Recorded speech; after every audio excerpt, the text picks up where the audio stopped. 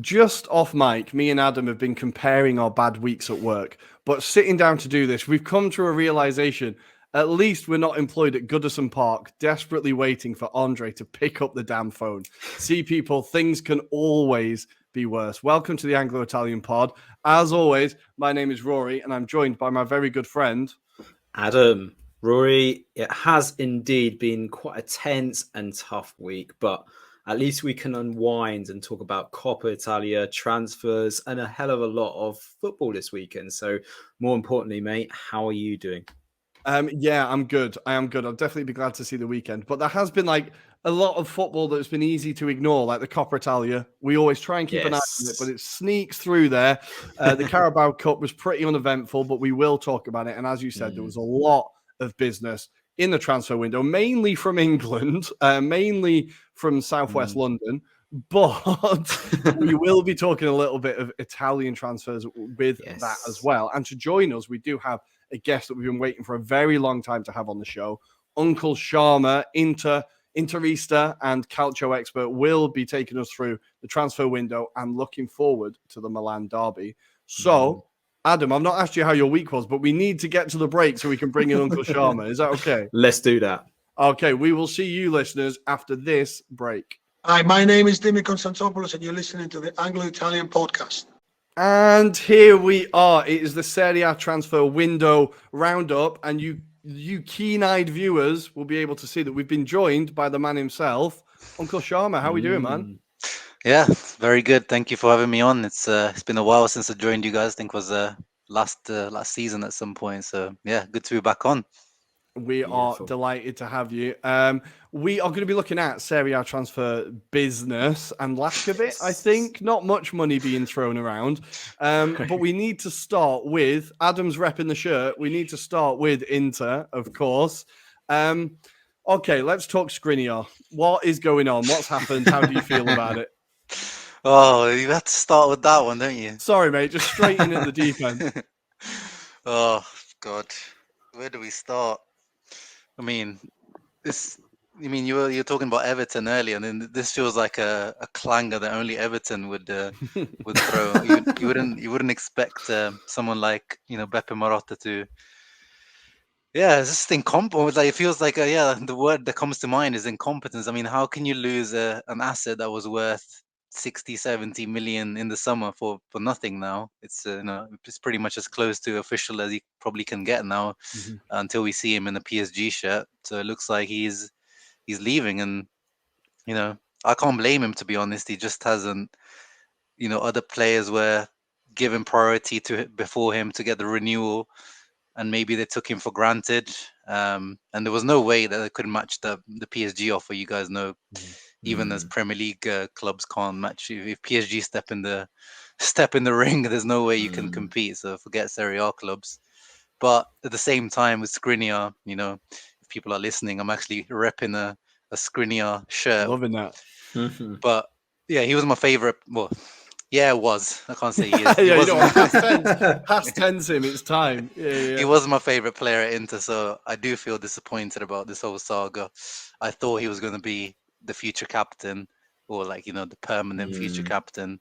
So yeah, I think on his side, his behavior, like recently, the agent coming out and speaking, whilst he was getting red carded against Empoli, the timing was so bad. And apparently he even tried to force the move, or kind of tried to push for the move last week. So yeah, overall, both parties to blame. Definitely more on the management and ownership, but it is what it is. That's modern football, I guess. And it's something that, like, we've been talking a bit, Adam, about how shrewd Yeah. Inter have been in the market at times, and like, free transfers, keeping hold of their assets and stuff.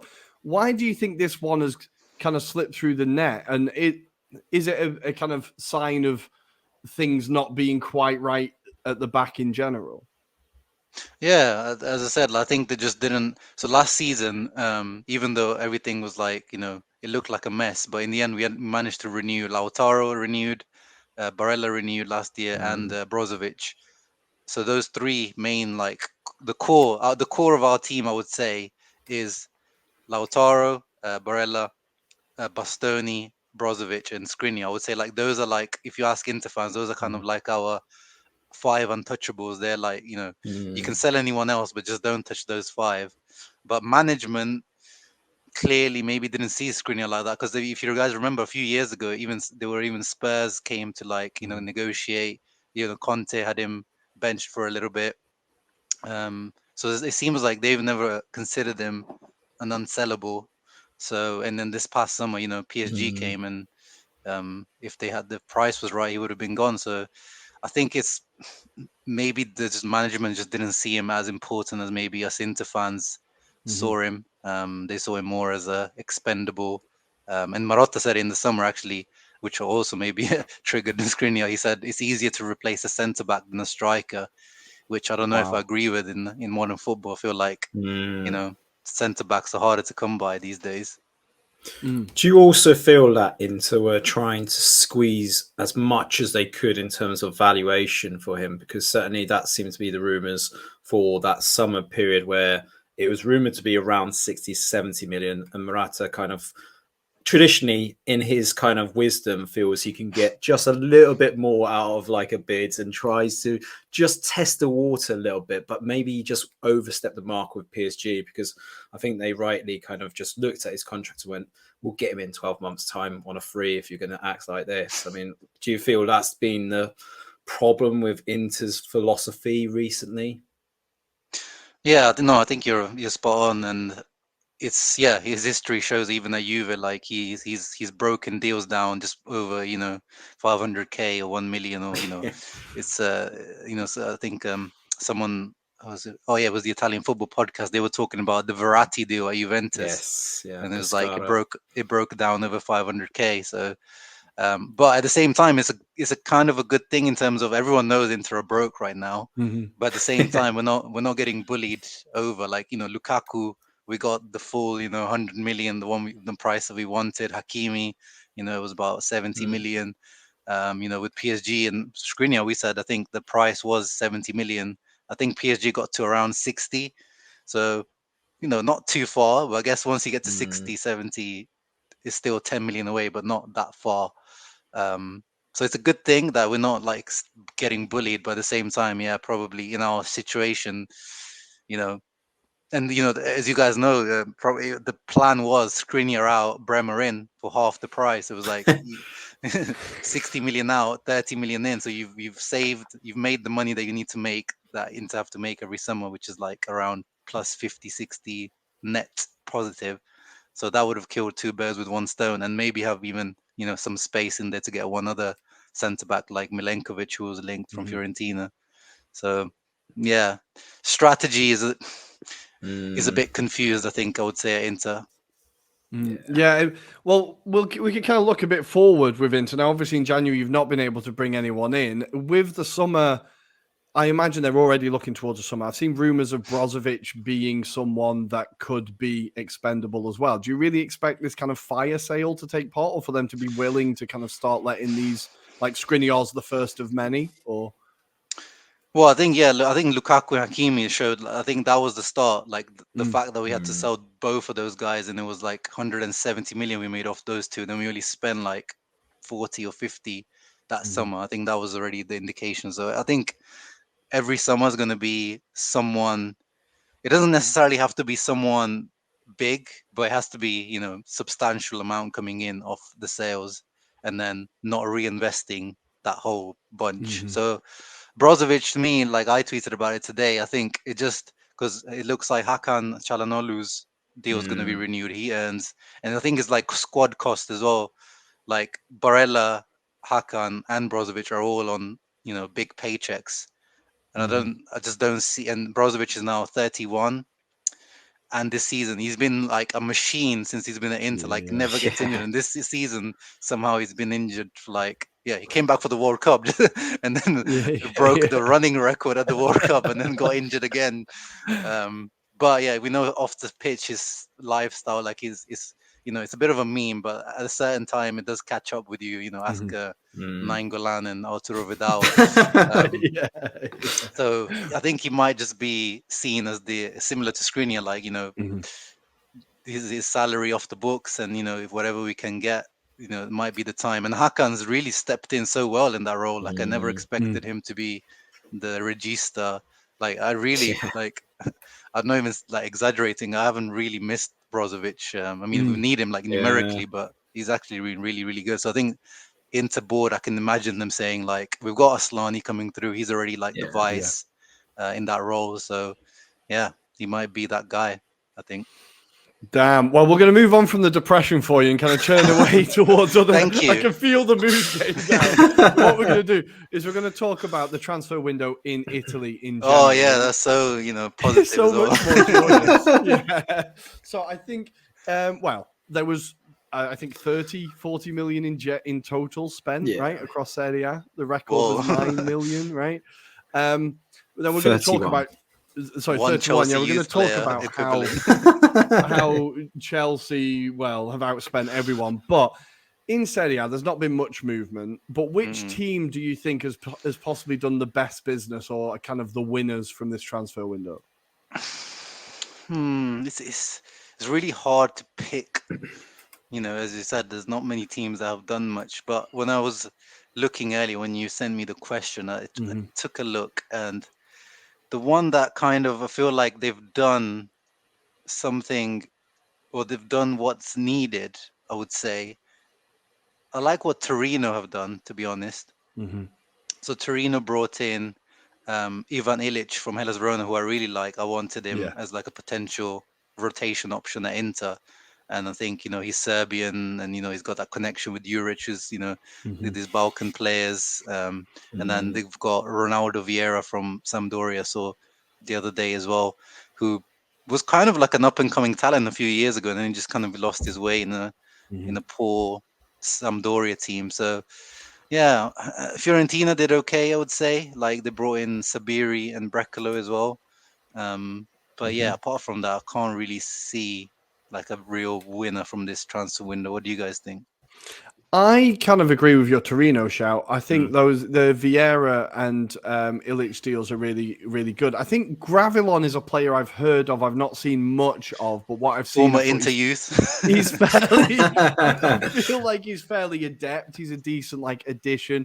The only thing for Torino, I was quite surprised they sold Lukic. Now I know when Premiership money or Premier League money comes knocking, you can very rarely turn it down. But I think that could be a big miss for Torino, but a very good buy for Fulham. But I think Torino are the closest to kind of a team that have done good business. Adam, I think you wanted to throw in someone else. Yeah, I'm going to put in Spezia, which probably will be like, what the fuck? But especially when you consider they sold Kivor on a profit. They reinforced with likes of Shukovsky as well as Shmorodov, who hasn't had a great spell at Roma, it has to be said.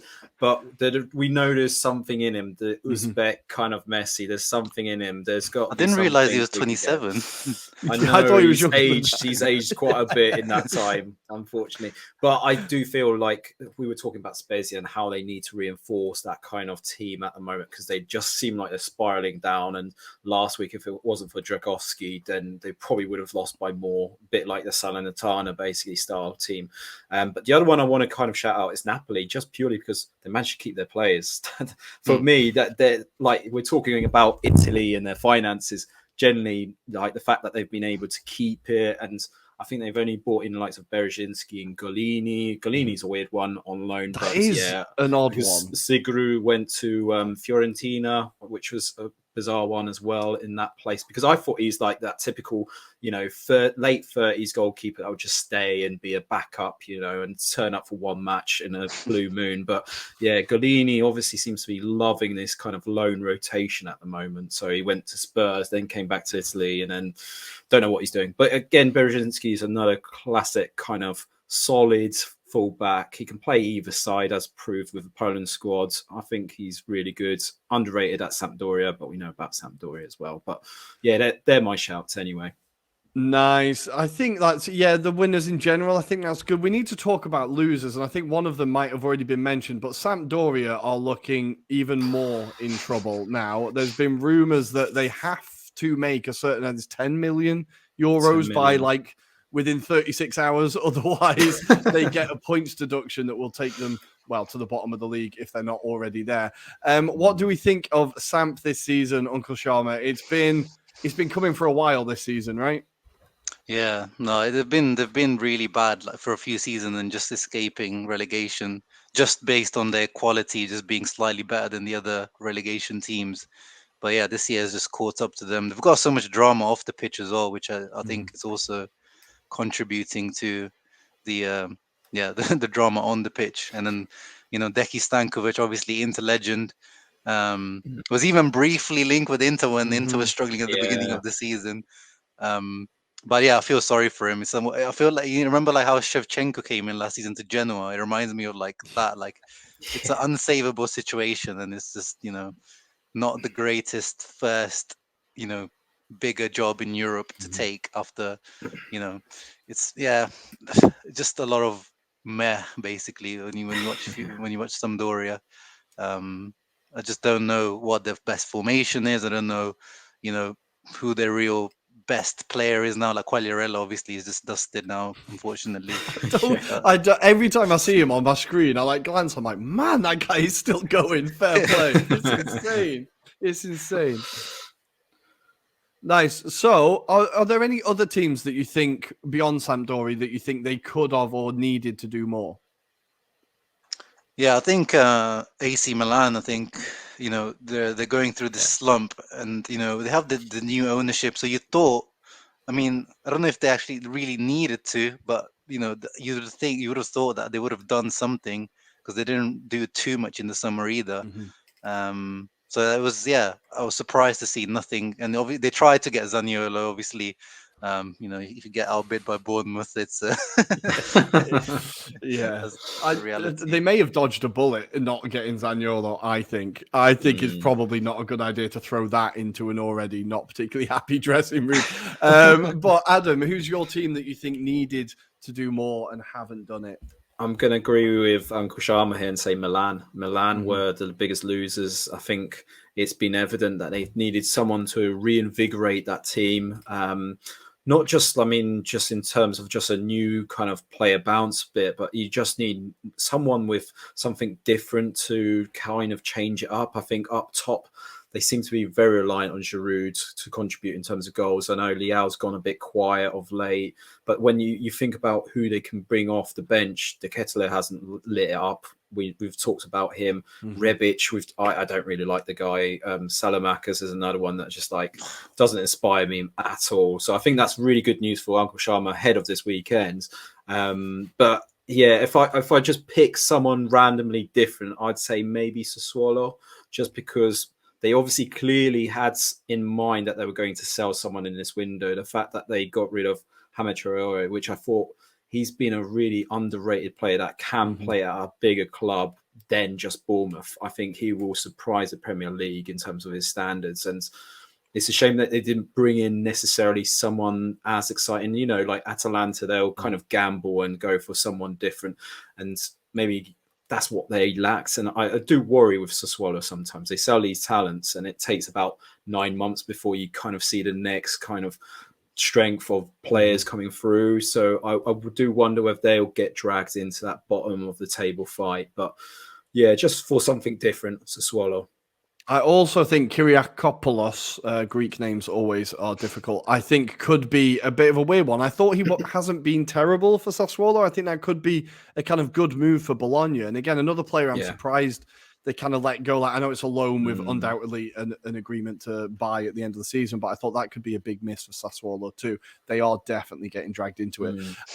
So the Bologna, next one, by the way, they've now got 2 Greek left backs. So they had Liko Giannis and now they have Kyriakopoulos. I think they're the only 2 Greek people in the Serie A. They're just sticking together, just follow each other around. Is fine. So signings that you think could be intriguing, or a signing that you think this one's going to surprise people. I'm going to go to Adam. I'm going to go to you first, then we'll go to Uncle Sharma. If I was to pick one, then I think I'm going to go with Luca Pellegrini, the left back. He's gone from Juventus to Lazio. I think he's the ideal fit for Lazio in terms of that philosophy, Sarri ball. I've always rated him when he's played for Juventus. This is typical of Juventus. You know, they have these youngsters but never played them, right? But I think he's got a bright future. I'd love to see him at, like, say, Inter, for example, but I don't think he naturally suits that style, unfortunately. But he's someone that I think is up and coming, could make him, like, bigger name, potentially force him his way even into the Italian national side.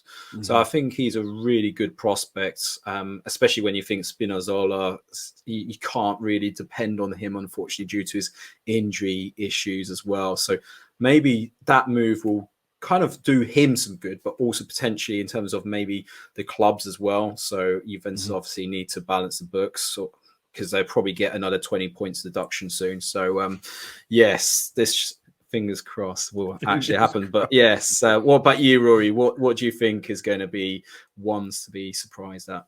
One I'm really excited about, and it could go either way, is Florian Thauvin to Udinese. Yes. I think is an absolute baller move to get him on a free. Someone who was like, I think he had a pretty good record at Marseille, right? He was pretty good for them. Went out in Mexico. I can't imagine how fun it is playing football in Mexico. But now coming back, and Udinese, like, obviously Delafeu's kind of out for the rest of the season, right? He's got serious injuries, so they've had to replace him. Oh, really? I think he's out for a very long time, and that's what they kind of like brought him in for. And I think he's a striker that could really, really be like, it would be so classic for him to do well at Udinese. I think they tend to have that random player who's kind of looking for one last job, and I'm excited to see Thauvin kind of tear it up. And Serie A is the home of like old players, right? It's where they all come back and do quite well. So I'm excited about that one. He's only 30. He's not that old. I thought he was older than that. He was older than that. Okay. Now. So that basically means he's got another loan move to Watford at some point, right? He's still got a year in the Championship. It'll be fine. It'll be fine. Nice. Uncle Sharma, you're one to keep an eye on. I think I'm going to go for Bayrami. So he's gone to Sassuolo. Nice. He's another one like that was. You can see his level is probably a bit higher than Empoli. So I'm interested to see. And I think he is like a good replacement for both. Yeah, I don't know if he's going to be which position he's exactly going to play in. But both they lost Raspadori in the summer and Traore now, so I could feel like he could be a good replacement for either of those, right, like on the left or like behind the striker. So I like it. I like the Bayrami move. Nice. Okay, and the last one is a signing that's definitely going to flop. A signing that is going to be an unmitigated disaster. Again, Adam, I'm going to go to you first. Oh, I don't know, really. I'm going to just put it out there. Rolando Vieira, he's not really inspired much at Sampdoria. He's gone to Torino. It just feels like he's been moved there because they need to shift wages. So I'm just going to say him randomly because I can't think of anyone that's been terrible off the top of my head because there's not been many transfers in Italy. That's fair. Yeah, that one does seem a bit random purely because even when I've seen Sampdoria in terms of like who they play on a weekly basis, I don't see his name really being in the first 11, which when you're talking about Sampdoria and how poor they are, that kind of tells you its own story. But that's the only one that springs to mind. If it was the Oval window, then I would have said Harry Winks just because he hasn't done much at Sampdoria either as well. But, still Sampdoria. I like it. Uncle Sharma, what do you think? I'm just going to say Thauvin just to go against you. One of us will be right. One of us will be right. Yeah. Nice. I'm going to go Galini. I'm going to go Galini. Ooh, I'm going to okay. say he gets like a collective 5 minutes in goal or one cup appearance or something. I feel like we're not really going to see him. So I'm going to say Galini. But that is the transfer roundup. As you said, not much business in Italy. We do kind of need to talk, though, about the Premier League and compare it to European leagues and where this puts European football. So obviously, Chelsea spent more than all the other 5 leagues combined, and I got very angry about it on Monday's show, and will continue to get angry about it. But where does this leave European football? Where does it leave Serie A? We've seen things. I saw a table or a graph released today about Serie A being like in terms of followers online and its marketing, it's like lagging way behind La Liga, Bundesliga, and like barely ahead of Liga. And like, so what is the state of Serie A and what do they need to do to improve the league and improve its profile? It's a big question, but I'm going to put Uncle Sharma on the spot and say, where the hell do we go from here? Because it feels like Serie A is in a bit of a mess at the minute. I mean, I'm not even on the spot because it's something that, I think as Serie A fans, you'd be speaking about for ages. Is like, you need to do this. And obviously starts from the stadiums, which is not even a Serie A problem. It's like, they need to change the legislations and like the red tape in Italy, which is, absolutely ridiculous. You've had so many of these foreign owners come in, they try to build a stadium and they just get, told, no, we have to check, we have to do this, we have to do that. Like, the Roma owners, remember Palotta came in, the previous Roma owners, his main objective was, I'm going to build a stadium in Rome. And the guy left without even one brick being put down. And Comisa's going through the same issues with Fiorentina. Like Inter and AC Milan have been trying to bloody either renovate the San Siro, or just build a new one, or like there's still no decisions been made. I'm gonna have grandchildren by the time I think a decision is made. It's just that's the big issue first of all.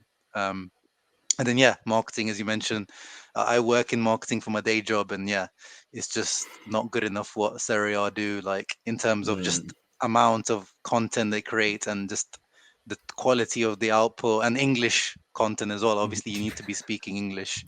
To some of the stats and the metrics they put up just make me laugh so much. Like the widest ratio time and something. Absolute width. Absolute width. Absolute width is an absolute. James it's an absolutely Wonka brilliant one. It's an absolutely brilliant one. But it feels a bit mad for a league that has, like we were talking about it, Adam, but it has like the history. It has the aesthetic, prestige, it has the huge clubs. Like it just feels mad that they're not able to maximize on this more. Like I feel like the Bundesliga do it a little bit better. It's just that it's dominated by Bayern, so people kind of lose interest. But Serie A also has the competitiveness back. I think it's like the most competitive league out of all the top 5 leagues by far. Like, what do you think, Adam? Yeah, I think so. When you look at even the teams that go up from Serie B, like the teams aren't struggling as they used to. Traditionally, it would be like they'd always be in the bottom 4, basically. They're always the teams that come up. Generally, unless they've got really good backers, they would generally be in the bottom 4 of that table. But yeah, like you say, it's a lot more competitive. And I probably allude more to Uncle Sharma's point around the marketing bit and say we haven't got a lot of astute people that kind of do these deals or just generally sell Serie A abroad. Like they don't do a good enough job. So we've got this rumored kind of Morgan Stanley investment of 1 billion on rights, for example. But it wouldn't surprise me if they don't future-proof that deal and just allow Morgan Stanley to just invest it. And then there's the question of how does that get divvied up by the clubs? So you can imagine some of the big clubs are going to want to have higher royalties, a la, say, Juventus, who say, yeah, we've got 26,000 subscribers on Sky, therefore we should be getting all of this money. I mean, this is the problem. You've got to make sure it's fair and it's in a structured manner. But also, like Uncle Sharma alluded to, you also have to make sure that money goes to the bottom roots of football in Italy, which we know notoriously is very underdeveloped. The pitches are terrible, stages, one aspect, but just making sure that grassroots, that people are being encouraged to play football a bit more regularly so that that new development comes through in Italy, because you can kind of see it even with the youth team in Italy that they are sort of starting to pick off Italians that are kind of half. They've been born in different countries, for example. That's not a bad thing, by the way, but it is just the state of it is at the moment that I think Italians are starting to see that struggle where a lot of other nations have gone through that pain. So it does need some kind of reorganization, localization, and it's a typical Italian thing. We're good at moaning about things, but we don't actually get things done, basically. Yeah. So it could be 10 years before you see that actually come to fruition as well. Yeah, it's something Nesta was talking about this week as well on Bobo TV as well. I think he was talking about how the youth players aren't getting a chance within Italian clubs and how Serie C and Serie D does not match to the 3rd and 4th division in England. Like it's not even. I've been to Serie D games and Christ alive, it's properly like dog and duck stuff. It's a bit mad. But yeah, hopefully we'll see what happens with this investment deal and if it can be improved. But I just find at least the league is entertaining to watch at the moment. I think if it was in this state and it was still being dominated by Juve, it would be particularly galling. But there is news that they could have an extra points deduction, which is a nice little bonus. I'm going to go Uncle Sharma. What do you think the odds are of this? They're saying a 20-point deduction that will put them bottom of the league. Oh yeah, I mean, I've been saying this to Juve fans from the beginning. The capital gains one they've got, the 15 points they've already got. I was surprised about that one because that one, yeah, even after reading the explanation, I'm not like, obviously as an Inter fan, I'll be like, I'm happy and everything, but it's hard to really prove, because there isn't actually a rule around capital gains, and so but yeah, the other stuff like the wages under the books, under the table, like that one was clear. Like, you're talking about fraud there. You're talking like that's really serious. So I always said from the beginning, don't worry about these 15 points, worry about the next ones.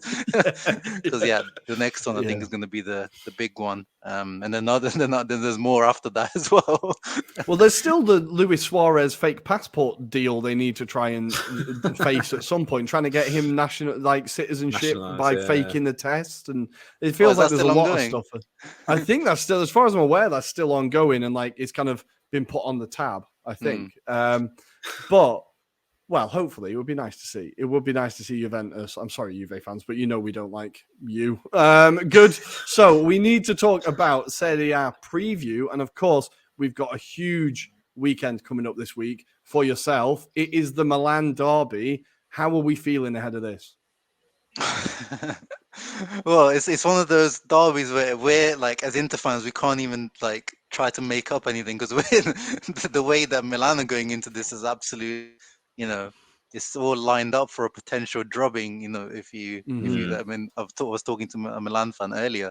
Like everything is going wrong for them at the moment. It's probably the lowest point for them, since like it's been like 2 or 3 years that they've been going really strongly. They've had like some downs, but not really that much of downs. Like this is a real down moment. Like they're just getting thrashed left, right, and center. We just beat them a few weeks ago, 3-0 in the Super Cup as well. So we must be really confident going into this. But at the same time, in derbies, as you guys know, like form doesn't usually count. Like these are the type of one-off games that can revive. Potentially, this could revive their season if they put up a performance. But as long as they have Tatarusanu in goal, it's just hard not to feel confident because he should be. I even said it last year. He saved the penalty on Lautaro, which was like we drew that derby. So, he deserves credit for that, but we should be taking shots from anywhere when Tatarusanu is in goal. Like I think the stat was the Milan fan I was watching a stream earlier. I think he said they've had 15 shots on goal and 12 of them have turned into a goal. So yeah, basically just shoot, just shoot from anywhere. Well, it's nice. I think it should be an interesting game because, as you said, Milan, they have to win this. If he loses this, Adam, surely this is purely gone, right? If he loses this one. I think it's very hard for him to stay in the role. But then a nice point that I heard this week is who do they go out and replace him with? Like, I think that's a real kind of dilemma for Maldini and co to kind of work out if they do decide to pull the trigger on Pioli. Who do they go out and get? I mean, there's been suggestions about maybe Maurizio Sarri, but again, he's done a project at Lazio. It feels like he's quite comfortable chewing his tobacco on the sidelines, so I don't think he wants more stress by coming into Milan. But then, if there is kind of prospect of more funding, which is clearly what Sarri is lacking at Lazio, then potentially you could be tempted with this. And I think, you've got a good blend in terms of that squad, as in terms of they could play out the Sarri ball, play the high intensity. And, like we can speculate and say Ibrahimovic probably will be at the end of his contract in this summer. So potentially he'll go. Giroud obviously was rumoured to be going to Everton and decided to decline that. I wonder why. But like again, I turned down Everton this week. Exactly. I think everyone did. But I think there is elements where you go, okay, there's a few core players that are in their latter stages of their career where once they're freed up off the wage bill, then potentially there's more room for Milan to do stuff in that window. I'd personally like them to go young Italian, potentially, like a Sutil or someone like that, just give them a chance. But then I've also been a fan of Ivan Juric as well at Torino. I just feel like he could inspire them in terms of solid manager tactically. If he had some players that he could really kind of break those bigger teams, I think he could do really well. So yeah, it's up in the air. But then, Milan have tried it in the past, haven't they? They've tried to go older, more wiser personnel in terms of managers, and it's not worked out. They've also gone the other way. Gattuso's free. You never know. You never know. Round 2. He is free. That would be great to have him back in Serie A. I think that would be great. But yeah, it should be an interesting game. I think a lot on the line for Milan, a lot of pressure for Inter because, as you said, they are expected to win. Uncle Sharma, I'm going to push you for a prediction. I'm going to say, right, how do you see it going? Let's go for a score. I mean, I read that also Benacer's out for them. Oh, wow. So thanks. He's in my Fanta Calcio. I needed that one. Thank you. Yeah. So, I mean, yeah, he's massive to the midfield. But I'm still not going to predict a win. I'll go for a draw. I'll go for the spirit of Milan comes through, and they show some fight and get a 1-1 draw. I'll go for a 1-1 draw. Nice. Perfect. Well, we also need to look at the other games of the weekend. Adam, do you want to take us through what other games we can look forward to in Serie A? So we have, if we start off with Saturday's game, so a bit of a battle at the bottom, I suppose you could call it. It's Cremonese versus Lecce. Lecce, who have been doing quite well up until recently, so that'd be very interesting. Then we've got at 5 p.m. GMT 1, we've got Roma taking on Empoli. Empoli, one of those sides that have been doing quite well. But as we probably allude to, Roma unfortunately didn't do so well in the Coppa Italia. They rested Dybala. Could that be the focus this kind of season now, just to do well in the league? And then the late kickoff on Saturday, we've got Sassuolo taking on Atalanta. Very interesting game. I'm looking forward to that. So if you're into defending, do not watch this match because it's not the game for you. It's all about attack in this particular match. Going into Sunday, before we go to Sunday, we have to talk Cremonese Roma as well. Cremonese, surely Ballardini just has to tell his squad, it's Coppa Italia. Guys, it's Coppa Italia. This isn't Serie A. It's a straight knockout. What is happening with Cremonese? They've now beaten Napoli and Roma. Now, you could say both teams weren't playing their completely full strength sides, but they've beaten two decent Napoli and Roma teams. Can Cremonese win a game, Sharma? Can they win a game this season? I think, because I think they're the best last place team I think I've seen in Serie A. I don't know how they've not won a game. Every game I watched against Juve, Juve had to get some jammy last minute winner. Yeah. Even Inter, we struggled just last week against them. They're a plucky side and they've got some quality in there, like Okereke, Dessers. They've got some decent players in there. So I think they will get some wins before the end of the season. I really hope for their sake, because that record will never be beaten. If they don't win a single game, that record will never be beaten. Nice. Adam, take us into Sunday. So Sunday, we have got Spezia taking on Napoli at 11:30. Then we have got Torino versus Udinese. And then in the late kickoffs, we've got Fiorentina versus Bologna. And then obviously the Milan derby. And then on Monday night, we have also got Hellas Verona taking on Lazio. And Monza taking on Sampdoria. Monza being another side that is very interesting this season, right? No, they're doing a lot better than I thought when I first saw them. We've kind of talked about them a bit on a Monday show, how they're having a bit of a revival. The squad seems to be kicking on, and we do have Salernitana against Juventus. I'm really hoping Salernitana can get a result there, kind of kick Juventus one more time. Well, Sharma, thanks for coming on to the show. We really enjoyed having you on. If our listeners and viewers want to follow you, want to keep up with your stuff, where can they find you? No, thank you for having me on once again. Always enjoy coming on. Yeah, if you want to find me on YouTube at Uncle Sharma and at R Sharms with 2 Zs on Twitter. And yeah, thank you. And Forza, Serie A and Inter. Exactly. Perfect. Thanks, mate. And we will have you on again before the season's out. Hi, I'm David Wheeler, and you're listening to the Anglo-Italian podcast. Here we go. Transfer roundup. And those are 3 words that Everton fans were desperately waiting to see linked to their team on Twitter yesterday, but it did not arrive. Sorry, Everton. I know you're going through a lot of shit, but we're going to just keep throwing stuff at you for now because it's just, it's funny, I hope. And it's time to talk about the Premier League transfer window. It was utterly mental. Before we get on to Chelsea and them, we need to talk about, the clubs, the winners, the losers, who did well, who's not done well, the flops and the intriguing ones. So kind of the headlines really on deadline day. I think Jorginho to Arsenal was definitely a headline move. We have, of course, Enzo Fernandez going to Chelsea in a world record fee. They broke the world record 3 times in January, I think. And the other headline moves, am I forgetting anybody? Matt Doherty. How could you forget? Bloody Doherty. Meant to go on loan, but due to a law, which meant that they couldn't loan more than 8 players, he had to have his contract terminated to make him move out to Atletico Madrid. And I think he's got the dream scenario. He's out of Spurs and he's at Atletico Madrid, getting paid to be a footballer as well. That is such an upwards fall.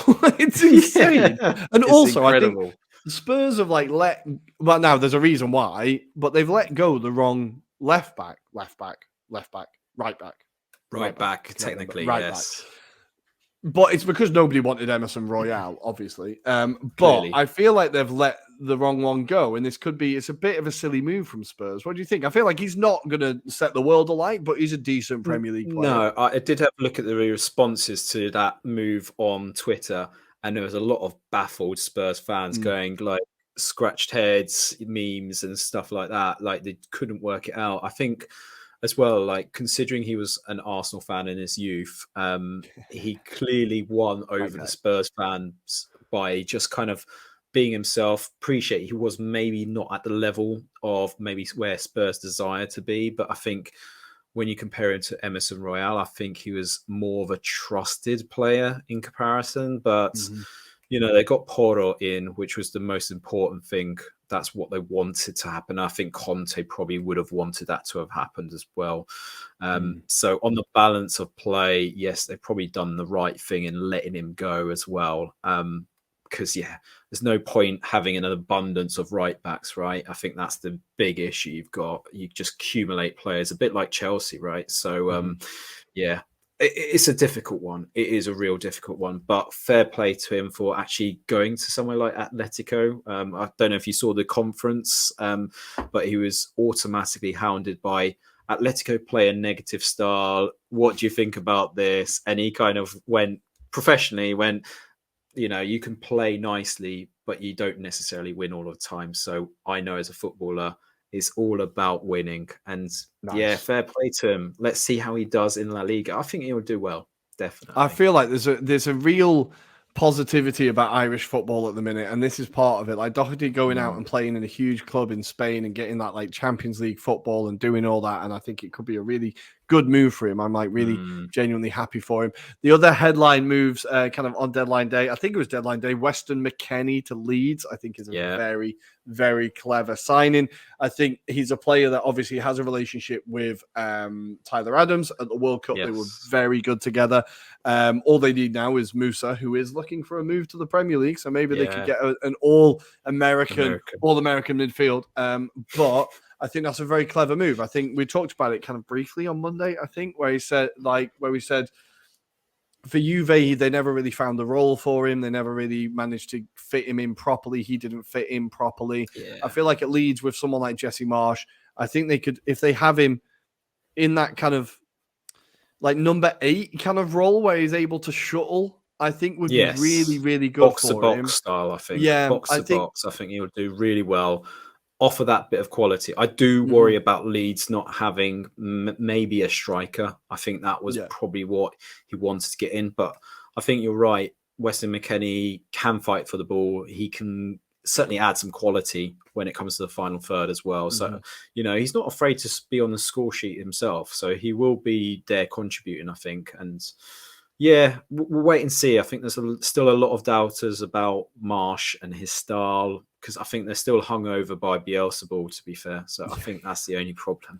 Yeah. That he's not sat on his bucket, basically. So get back on your bucket.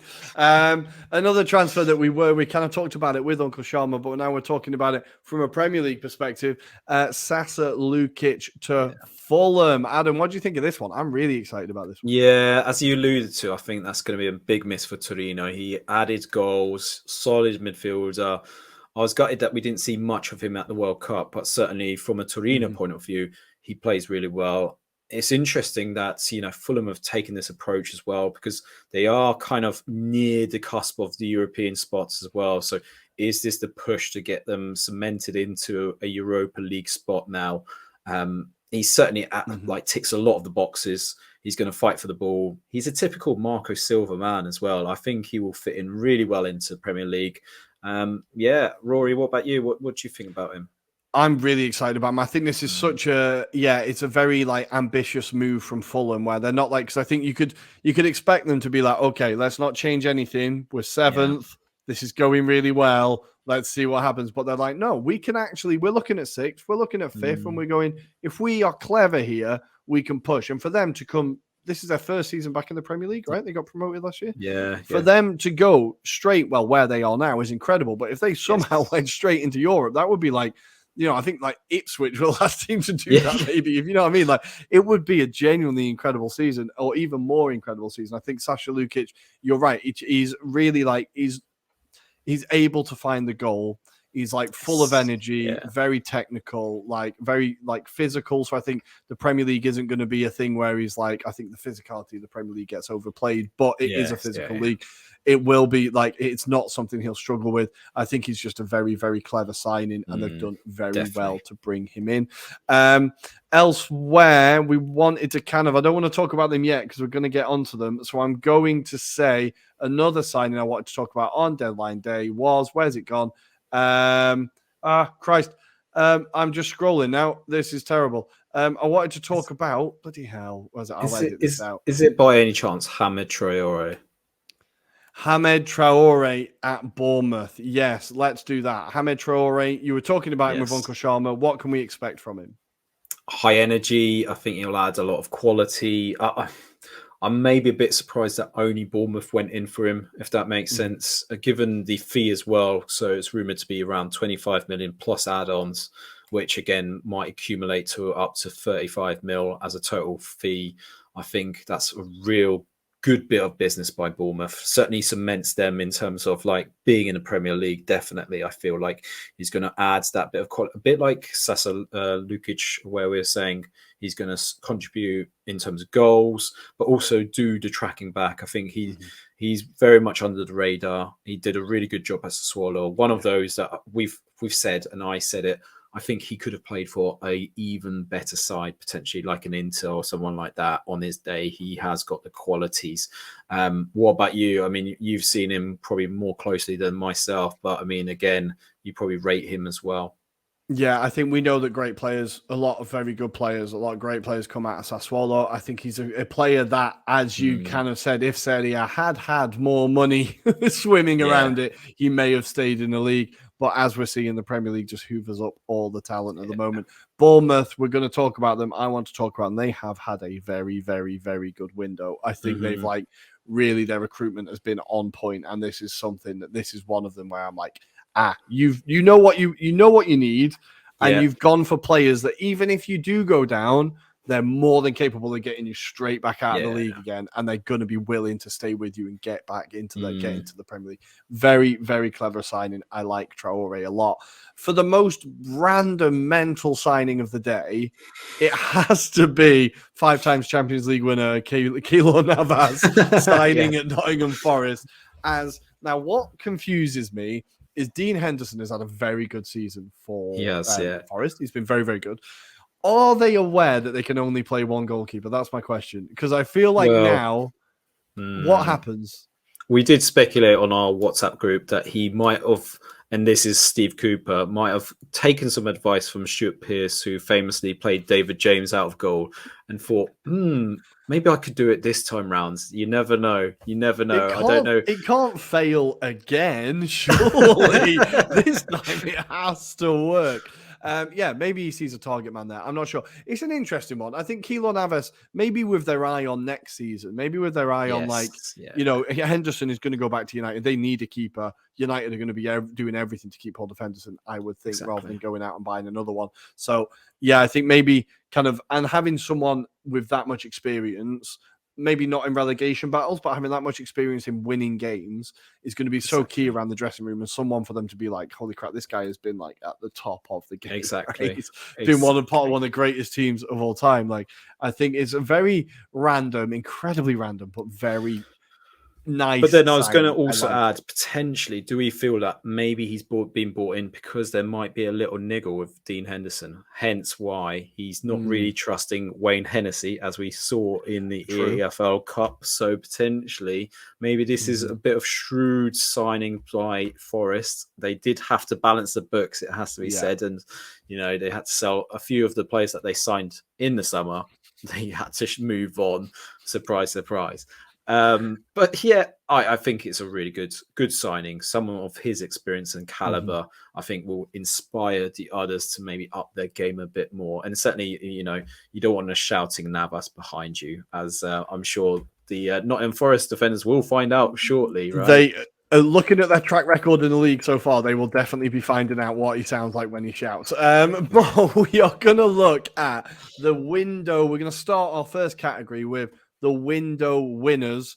Now, I've kind of said who I'm going to say, so I'm going to say it again. I'm going to say Bournemouth. I think Bournemouth have done incredibly well this window.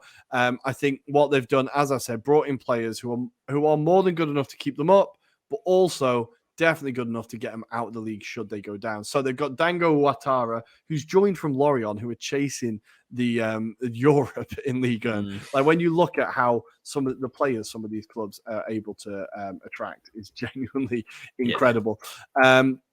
But he has been outstanding in an incredible Lorient team.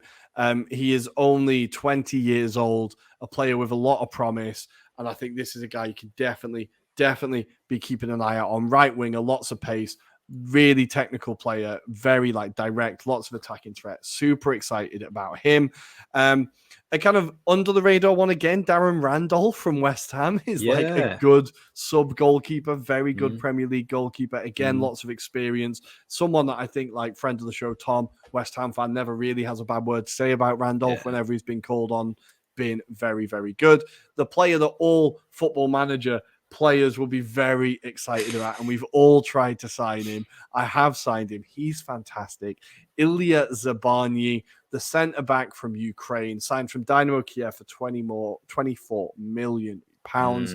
This guy, his ceiling is ridiculously high. I think for a centre-back, he's just one of those great ball-playing defenders, really good with his feet, but physical, tall, able to dominate the air, dominate the game. I think this is a very, very clever signing. And in my FM save, he was fantastic for me for Arsenal. He cost me a fortune. He cost me more than 24 million pounds. I'll tell you that. Okay. So Bournemouth have definitely got a bargain. But this is someone that I think, again, we're going to be looking and going, Bournemouth this year, they've been shipping a lot of goals. They have had trouble keeping it tight at the back. Again, he's a young player, so it's going to take time. But I think with an eye on the future, and even with an eye at the second half of the season, I think he could step in and just kind of we could see him smoothly take over and just kind of find his feet in the Premier League. I'm really excited about this signing for Bournemouth fans. I just think they've done really, really well. And then the other one is Antoine Semenyo from Bristol City. They brought in for £10.5 million. Really good for Bristol City this season in the Championship. Have you seen much of this guy? Semenyo, I've seen a few times. Solid enough striker, agile on his feet. He's your typical modern day forward, I suppose, in that respect, being tall but strong on the ball. I wouldn't necessarily kind of put him in the same ilk as like an Osimhen, but certainly he's got that kind of stature about him. I think that's what they've been potentially lacking. Nice. I know people were talking about Kiefer Moore and how much of an impact he's had for Bournemouth this season. He's not a bad player, but I don't think he's much of an upgrade in that sense. So I think Semenyo will definitely do that for Bournemouth. I think he'll add a bit more threat. And bear in mind, they've had to rely on the likes of Anthony Jadon, for example, or Jadon Anthony even, sorry. You know, he's an up-and-coming player. He'll get stronger as the season goes on. And yeah, it does feel like when you mention about Bournemouth and their kind of business, I was thinking they've clearly got an eye on that kind of financial model of potentially getting them grounded at that level. And if they perform really well, they sell them on at a profit. And I think that is basically what they've done with all the signings that they've made so far in this window. So with the exception of Randolph, obviously. With the exception of Randolph. But still a very astute signing, I think. Exactly. Nice. So they are my window winners. Maybe a bit of an outside shout, but come back to me later when I've been proven wrong. Adam, who are your window winners? There's only one team for me, and that is Arsenal. I think they have been very shrewd in the market. It's fair to say they probably didn't necessarily get their first picks every time, because obviously Mudryk was one of them, basically. And Moses Caicedo seems like he was another. But they did do some really fascinating transfer business. You know, Jakub Kivor, for me, is a real good sign of a player that is going to just get better and better under the tutelage of Arteta. You even WhatsApped me about his running speeds, which was incredible. The fact that he's outdone Theo Walcott. That record has stood since 2015, his 40-yard sprint record. Apparently, he's broken the record for, now I'm going to say there was an agility test, and he's broken the record for the jumping reach or something. He's like today in his physical, like when they've done the physical with him, he's broken a load of records. All the Arsenal fans are suddenly going, oh, really? Oh, okay, nice. Right, I'm excited about this guy. Well, you've been talking about him for a while, so I have, and we've got the little video on YouTube. So if anyone wants to see my preview on that, feel free. But yeah, he's a player that is just going to get better and better, and people will be kicking themselves that they didn't try and go in for a bid for him, because 25 million is a bit of a snip. I can't believe it was only 25 million. A bit like this kind of Dynamo Kiev player. Incredible from my point of view. And he's just got all the attributes. He can play with his feet. He's left-footed. He's obviously forward-facing when it comes to like his attacks as well. He can do the long balls. He can do running with the balls. I think he's got the overall game. He does need to mature still. There is elements of his concentration, lapse of concentration at times, but that will get better in time. So yeah. But then if I talk about the other two signings, Trossard and then obviously Jorginho as well. Trossard, I think, very good season so far. Obviously, towards the end of his time at Brighton, obviously, for whatever reason, he didn't have a good relationship with De Zerbi. But again, he's a player that you do want to bring off the bench at times. I think he will add that bit of quality. And so far, I mean, it's very early to kind of say what impact he's going to have. But certainly, I think if you're talking about what the depth will be now at Arsenal, that's the kind of standard you've kind of alluded to. And Jorginho, you know, I think for like even a 6-month gap, if you want to call it that, I think he's going to help maintain the levels, offer that kind of, I suppose, fight in that midfield. But he's been good at his role at Chelsea for years. He's done it at Napoli.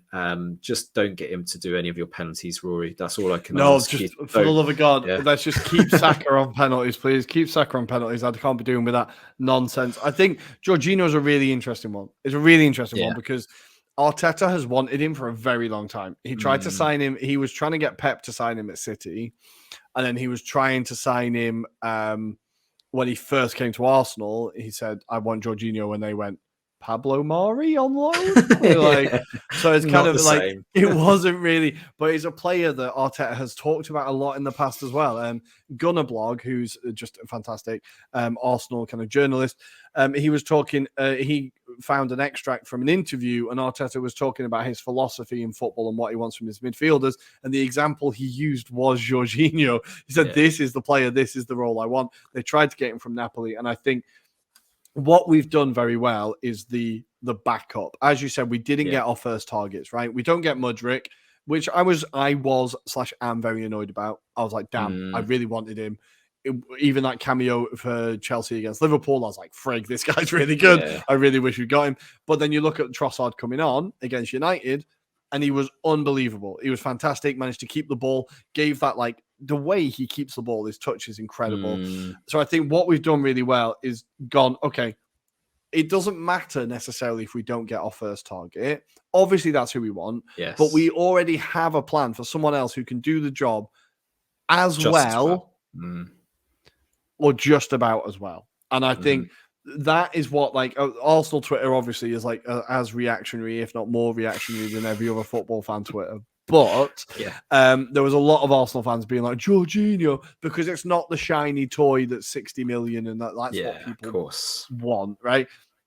I honestly, when I saw the rumors, I was like, yes, good. Yeah. Okay, perfectly sensible deal. That is absolutely sensible. That is the player that we need. And I thought on Monday, I was like, oh, he can't really tackle. And I looked and I did a bit of research. I was like, is that fair? His defensive work is fantastic. His attacking output isn't that great because that's not what he does. He doesn't do those killer, like he does the killer through balls every so often, but what he mainly does is that metronome ticking over, keeping the possession, keeping the ball moving. Exactly. But his defensive output is fantastic, and he can do that at times. He doesn't have pace. That does worry me, but at times he can do that defensive midfield shuttle job on his own and just cancel out attacks and I think as terms of like, if we have to, and I hope we do at some point, move on from Thomas Partey because I am increasingly uncomfortable with him being in the team, especially in light of the Greenwood stories today. It just definitely makes me feel even more, reminds me how disgusting it is Partey's playing for Arsenal.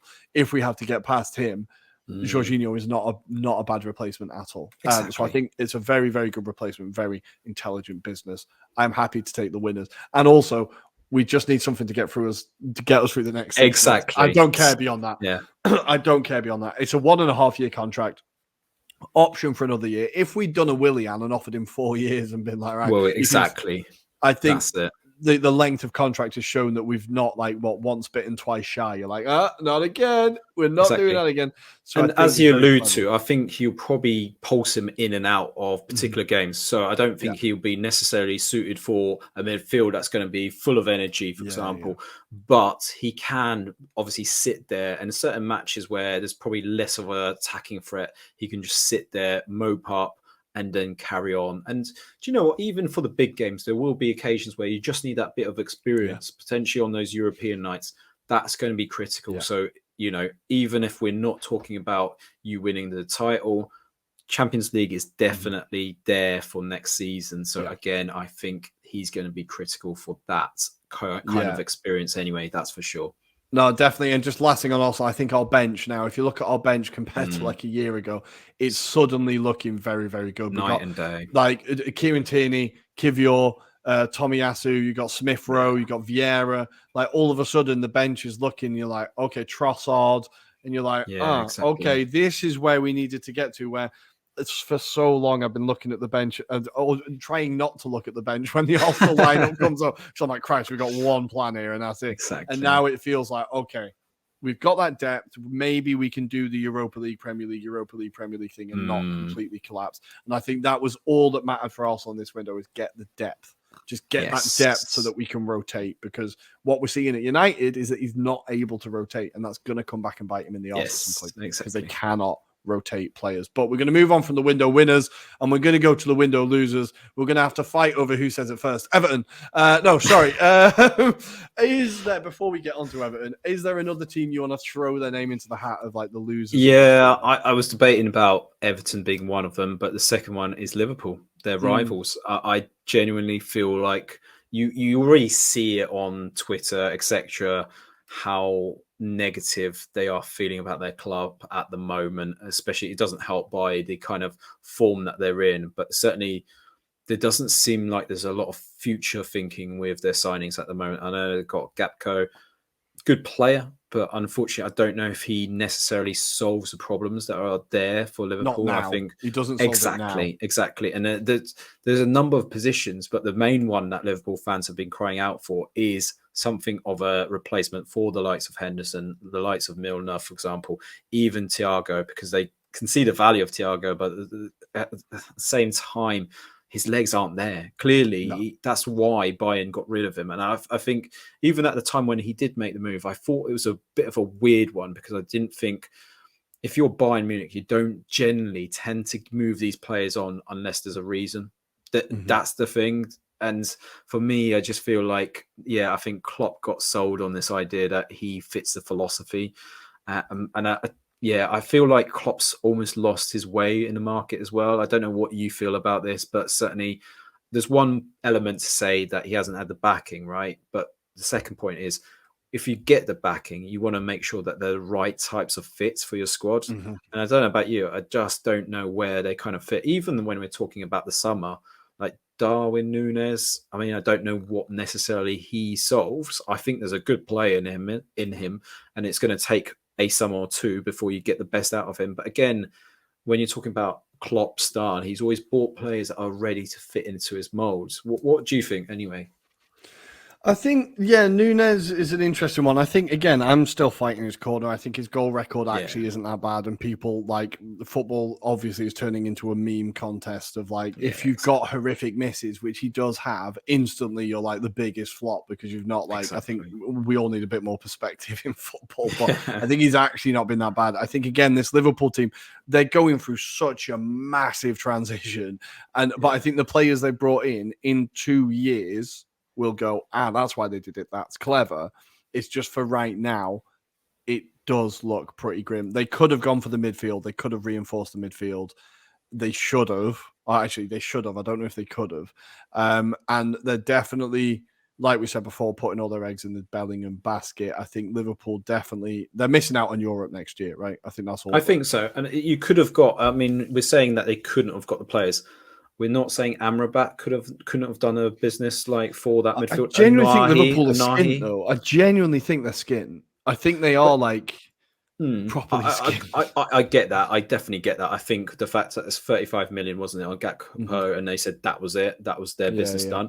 But when I look at the transfers that were done, so Anahi, for example, a player that we did rate in this World Cup, I think he has a lot to offer. He kind of fits that build of young, exciting midfielder, right? Are we saying that he's not an upgrade on, say, Milner, for example? I would have said he adds energy to that midfield. And he's probably a bit stronger than Harvey Elliott, right? So again, I just think he would have been a nice player. But Amrabat as well, he's saying we couldn't have got like some sort of a negotiation with Fiorentina to say, here's 20 million, maybe an extra 10 million added on if he does X amount of appearances, for example. And he's someone that maybe not necessarily would be on the first team sheet every week, but he does you a job over the 3 years, for example. That's the thing I think they lacked the foresight is it's not necessarily about exciting players. It's about players that do a certain role. And I think that's what they're missing. That's the same philosophy with Spurs right now. They're trying to get these exciting talents, but not necessarily the players that maybe fit their system. Yeah, I think Liverpool are so data driven and so specific with the players that they target. Like when they do, like there's clubs that just throw darts at a board. We know who we're talking about, right? Liverpool are like the exact opposite. I think they are very targeted. They're very like with their transfers, you never really know they're happening until they happen. They're very like, even the Gakpo one, it was like he's at United and it was like he's at Liverpool. Yeah. And like Mane, all of them, they kind of come from nowhere and it's just done. and it's the exact player they want. And it's got them the success. They've won the Premier League, they've won the Champions League. It's got them success. So I understand how they're going to go, well, this is what we've done. This is what we'll continue to do. Obviously, they've lost their head of recruitment, and that's been like a huge thing. There has been a drop off in the quality of players brought in since. But I think it's kind of very much Liverpool's modus operandi. That's what they've done over the past few seasons, is targeted, not just panicking and not just to go, no, we need that exact player because he does this exact job and he can do this and he's got asthma and that's why we're bringing him in. No, but I think that is like, they've been very, very good in the market like that. But I can understand how Liverpool fans will be fuming because this season is looking like a bit of a waste at the moment. The other losers, sorry guys, I've been teaching like 6 hours today and my voice is definitely going. The other losers are across Stanley Park, of course, Everton. They managed to call up every single free agent, tried to get everybody involved. They have, but good news, they have made a £45 million profit this window. So that will keep the Everton fans warm at night, I think. Everton. Has Sean Dyche already been let down? I think it was always going to be difficult when you bring him in just as the window is going to be shut. I think there's been a lot of talk about, did Newcastle do this tactically in terms of like, in the sense of like, obviously making this bid this late in the window, knowing they probably had it in the back of their minds that they were going to sign him, but they've done it in such a way that made sure that no one else could bid for him, but also leave Everton with a really shitty situation, which was, what do we do now? Like, how do we invest this now into the playing squad? And I think this is a problem. When you make that decision to sack a manager, you should have probably had it in the back of your mind. There's not a lot of days left till the window actually shuts. So they should have, in my head anyway, should have had that replacement lined up straight away. A bit like when Daniel Levy pulled out Mourinho so quickly at the time. You kind of want to make sure that you've got, or at least supporting your manager as best as you can. But also, if you think about the results that Everton had, you've had probably the best part of 3 weeks to make that decision. And you're kind of thinking, well, why did you dwell so long? Like, you could see the writing was on the wall, right? So I think a lot of the fans felt the same way about the playing style as well.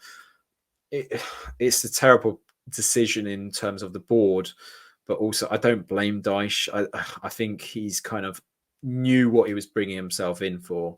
And I think he's just going to play it the Burnley way, which is get the best out of these players. And you could see already he's doing bleep tests with the players in January, which is a bit like, right, I think he's going to shake them up and make them work harder than they probably ever worked in the last 5 seasons, perhaps. You know, I think that's what we're talking about, because players have been accumulated over that period of time as well. So let's see what he can get out of a tune. But don't forget, I think it's not necessarily a bad thing that he doesn't bring in players, because it's all about the impacts of those players. And I think Sean Dyche has a clear identity of what he wants to achieve and instill into this squad. So I think buy-in of the initial players gives them 6 months to kind of prove their worth. And again, Dyche will have possibly January window or summer window next to kind of maybe revamp that squad. So not necessarily a bad thing, but that's why I've kind of edged for Liverpool instead of as being the losers in this window. Fair. Yeah, sorry, Toffees. I really hope it goes well for you, but just after this weekend, because I cannot face us only losing to you and United. Good. Yeah. We will see how it goes. Sean Dyche is going to be so up for that one, but I think the atmosphere at Goodison Park is going to have to be rocking, and I just don't think it's going to be, even with a new manager. Fair. If they brought new players in and there was a bit of, I feel like it's going to be a poisonous atmosphere, not an excited atmosphere. It'll be interesting to see. But we need to move on to the next category, which is the intriguing / under the radar transfers, ones that we're excited about that maybe people weren't looking at. What have you got for us? We've already mentioned a few already, but I'm going to go with Marcel Sabitzer from obviously Bayern Munich. I think we're talking about Liverpool and what they could have done. Look, Marcel Sabitzer on a loan could have been an ideal kind of midfielder, but Man United, I think that's the intriguing bit, is that they did that business on the last day of the window, and they kept that under wraps as well. So clearly they kind of tried to prolong the wait in terms of making that decision on the basis of Eriksen's injury as well. But I think he's a really clever player. And if he can prove himself in that 6-month period, then Man United are all over that. They're going to obviously help Man City's funds in the process if they decide to cash in on Cancelo in the process as well, right? So, it's a bit of a bitter sweet experience, I suppose, for Man United fans, but they are getting a really good player. I think Andy was definitely purring at that prospect. Based on the fact that they were also rumoured to go in for James Ward-Prowse at the time, which we kind of would have been an interesting that would have been an interesting one, especially on free kick duties and corners, right? Another Beckham on the cusp. But yeah, Sabitzer will score goals. I think he adds a bit more of a different dynamic to that midfield. What's your thoughts initially on him? I think, he was like they're always the lazy pundits, like, oh, he can't get a game at Bayern. How is he meant to come into? Yeah, have you seen Bayern's midfield? Have you taken a slight look at like, Paul Merson? Yeah. Sorry, Paul, but sometimes he drops. Genuinely, you're like, oh, you know what you're talking about. And then sometimes you're like, what the frig are you talking about? Yeah, Goretzka and Kimmich are both very, very good players. In case you've not watched them, and Clinton Morrison, who I think is a very good pundit, I really like him, made that point and was like, no, have you seen Bayern's midfield, man? Like, be quiet. This guy needs to be like, he's a very good player. He was killing it at RB Leipzig, was like smashing it in the Champions League. Absolutely loves a howitzer from like 40 yards, just smashes it top corner. Yeah. I said in our group chat, I'm glad we've played United twice now already. Yeah. Like, I'm glad it's just out of the way because I could see him absolutely pinging one top corner against us. I think it's a very clever signing, and something that they could turn permanent. That if he does well, it's another cog in the machine. It's like, right, there's another piece. There's a step up in quality. It's a step up from McTominay. It's a step up from Fred, whatever it is. It's just another kind of little level up, and I think a bit more quality and experience, and for United, depth, because they do not have depth. So I think it was vital for them to do that business. Eriksen out for a while. Is they needed to replace him. I think this is kind of as good as a replacement as they could have got. But my intriguing signing, the one to keep an eye on, is definitely Mislav Orsic at Southampton. Yeah. I think this is going to be a really interesting one because it could either be absolutely dog shit or a stroke of genius. I think it's like there's no middle ground. And I think very true. He's a player that in the Europa League and in Champions League, I want to say he scored against Chelsea, he scored against West Ham, he scored against Tottenham. He loves scoring against London teams. I'm pretty sure he scored against Arsenal at some point. And he's a striker that's been smashing it in Dinamo Zagreb for a while. And I'm really excited to see how it goes. Because I think Southampton, I really like Shea Adams. I think there's a player there. There is a player there.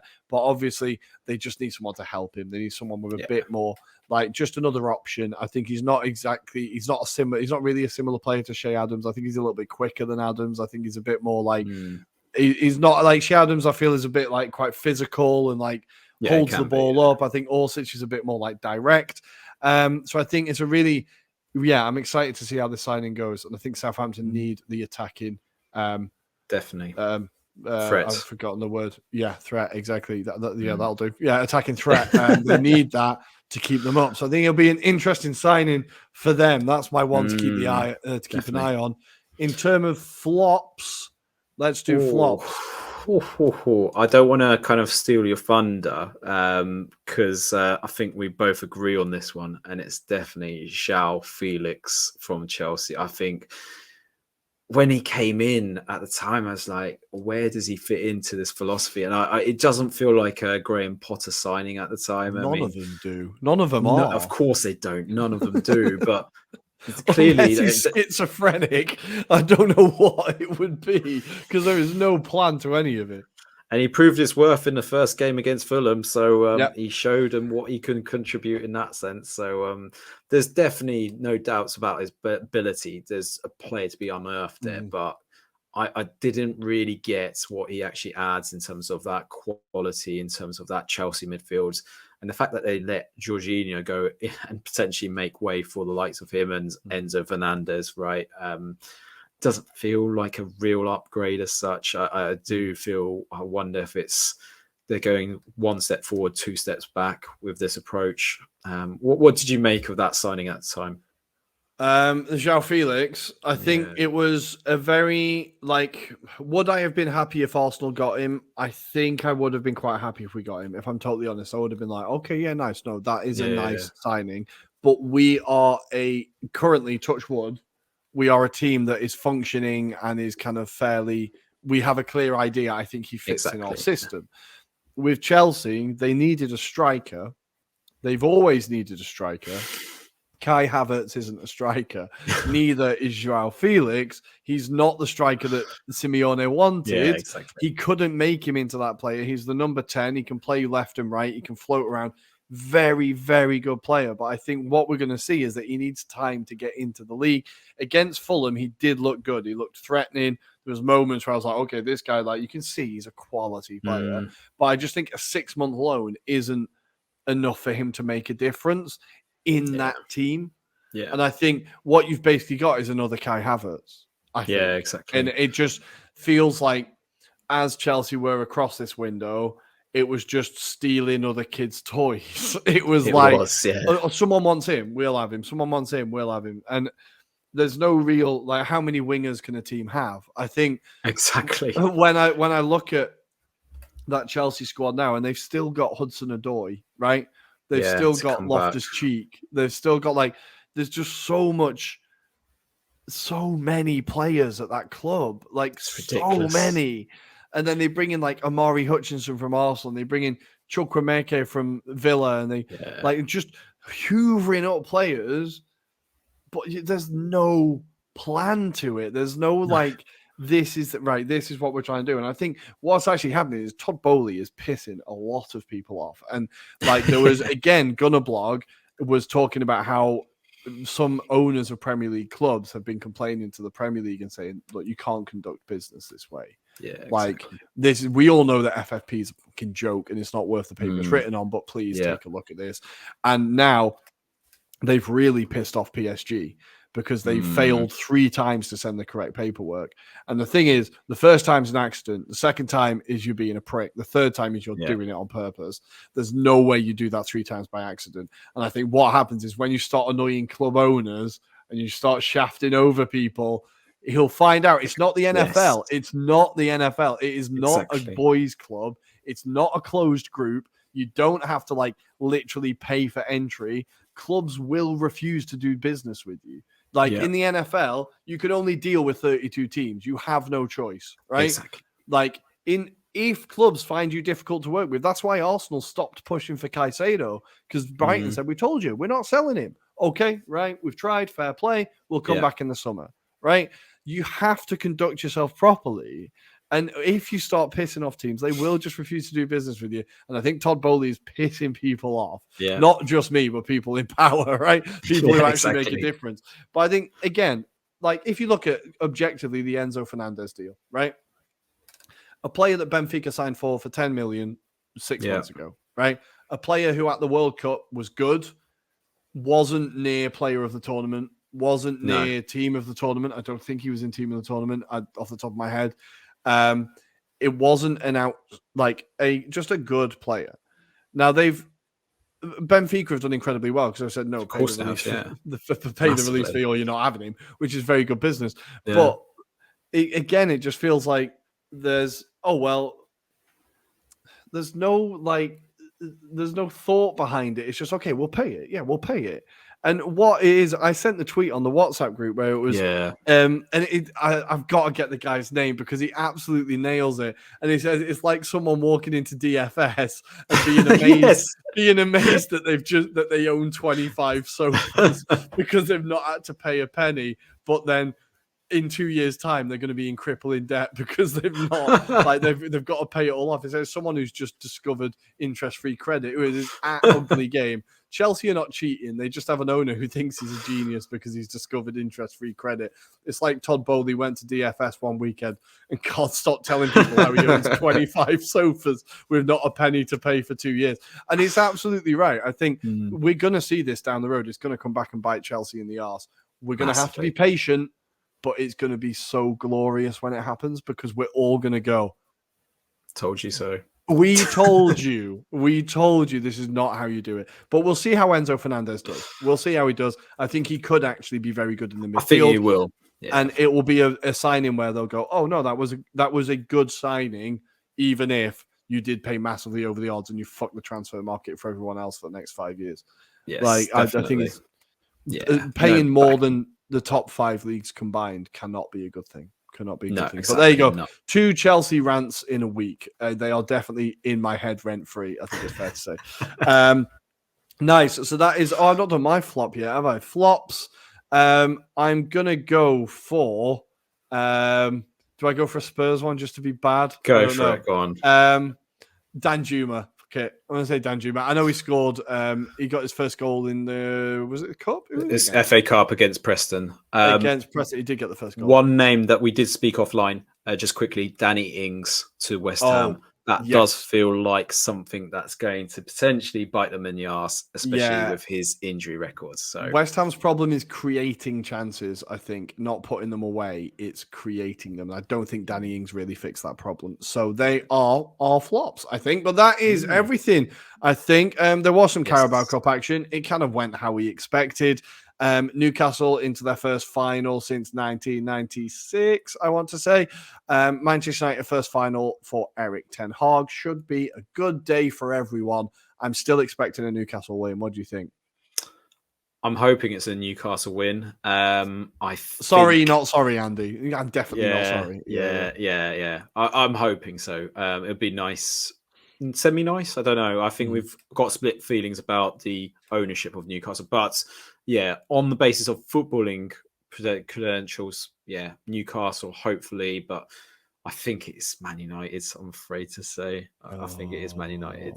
The experience might tell. Just very quickly, as kind of food for thought, if Newcastle had spent like Chelsea had spent this January, I think the narrative around it would be very, very different. Now, obviously, there are reasons for that because of the owners, but I think there are other reasons as to why Todd Bowley isn't being criticized as much as, say, Middle East people would be criticized for spending. Just something I think needs to be mentioned, because if Newcastle had done that, people would be losing their mind. Or City. If City had done it as well, people would be losing their mind. Chelsea are getting off scot-free, and a lot of the coverage is like, they've won. It's fantastic. It's not fantastic. It's but not anyway, fantastic. right. Basta. Enough. Done with Chelsea. We are done. We need to go to the Premier League weekend, and I need to get the fixtures up. I'll get them in the meantime. So we have got on Friday, this is evening time at 8 o'clock, we have got Chelsea taking on Fulham.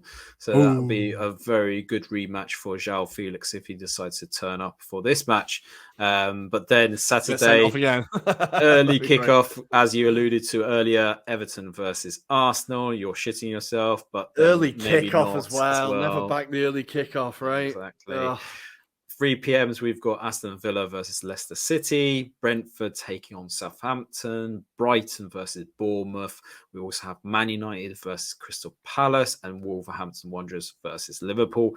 And then the 5:30 kickoff on Saturday evening is Newcastle United versus West Ham United. Then going into Sunday, I think you get a bit more of a fascinating matchup. So you've got Nottingham Forest versus Leeds, and that's the 2 o'clock kickoff, followed by 4:30 kickoff, Rory, Spurs versus Man City. Can Spurs do you a favour? Probably not. They're gonna go 2-0 up, and they're gonna throw it away again. They're gonna get our hopes up and then fuck it, because that's what they do. But we will see. Guys, we are done for tonight, or for today, for this morning, whenever you're listening to this. Adam, anything to say before we go and I send these beautiful people away? Beautiful as ever. Great to have Uncle Sharma on the show, and I'm looking forward to a weekend of football. Here we go. Nice. So, guys, as always, follow us on Twitter at Italian Anglo Pod, on Instagram at Anglo-Italian Pod. Follow us on YouTube, the Anglo-Italian Pod, LinkedIn, all them things, TikTok, etc. We will see you on Monday, and of course, I've not forgotten the quote. You were worried, but I've got it. And this is from Spallettone talking to some kids, giving them some words of inspiration as he says, "Is there a strike? No. You don't care? How will I be able to coach you if you can't understand me?" Have a good weekend, guys. We will see you soon. Ciao, ciao.